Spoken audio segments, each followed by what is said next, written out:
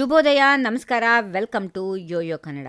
ಬನ್ನೀಗ ನೋಡೋಣ weather report. Bengaluru ಸೇರಿದಂತೆ ಕರ್ನಾಟಕದ ಬಹುತೇಕ ಜಿಲ್ಲೆಗಳಲ್ಲಿ ತೀವ್ರ ಚಳಿ ಆವರಿಸಿಕೊಂಡಿದ್ದು, ಮುಂದಿನ ಕೆಲವು ದಿನಗಳವರೆಗೆ ಇದೇ ವಾತಾವರಣ ಮುಂದುವರಿಯುವ ಸಾಧ್ಯತೆಗಳಿವೆ ಎಂದು ಭಾರತೀಯ ಹವಾಮಾನ ಇಲಾಖೆ ಮುನ್ಸೂಚನೆಯಲ್ಲಿ ತಿಳಿಸಿದೆ.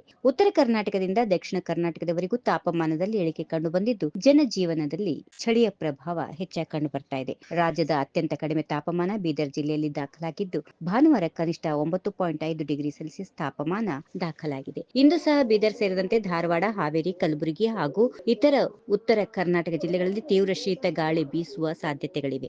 ಈ ಪ್ರದೇಶಗಳಲ್ಲಿ ಬೆಳಗಿನ ಜಾವ ಹಾಗೂ ರಾತ್ರಿಯ ಸಮಯದಲ್ಲಿ ಚಳಿ ಹೆಚ್ಚಾಗುವ ಕಾರಣ ಸಾರ್ವಜನಿಕರು ಮುನ್ನೆಚ್ಚರಿಕೆ ವಹಿಸುವಂತೆ ಹವಾಮಾನ ಇಲಾಖೆ ಸಲಹೆ ನೀಡಿದೆ.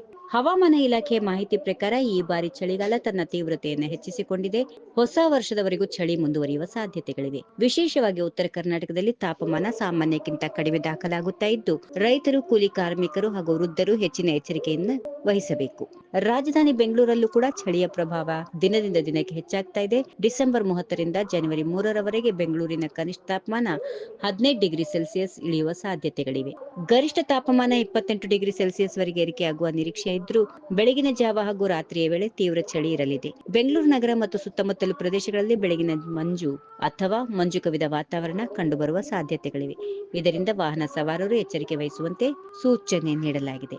ಕರಾವಳಿ ಕರ್ನಾಟಕದ ಕೆಲವು ಭಾಗಗಳಲ್ಲಿ ಕೂಡ ತಾಪಮಾನ ಇಳಿಕೆ ಕಂಡು ಬಂದಿದೆ. ಕೆಲವು ಸ್ಥಳಗಳಲ್ಲಿ ತಾಪಮಾನವು ಸಾಮಾನ್ಯಕ್ಕಿಂತ 2ರಿಂದ 4 ಡಿಗ್ರಿ ಸೆಲ್ಸಿಯಸ್ ವರೆಗೆ ಇಳಿದಿದೆ. ಆದರೆ ಒಳನಾಡು ಮತ್ತು ಕರಾವಳಿಯ ಹಲವಾರು ಪ್ರದೇಶಗಳಲ್ಲಿ ದೊಡ್ಡ ಮಟ್ಟದ ಬದಲಾವಣೆ ಕಂಡು ಬಂದಿಲ್ಲ ಎಂದು ಹವಾಮಾನ ಇಲಾಖೆ ಸ್ಪಷ್ಟಪಡಿಸಿದೆ.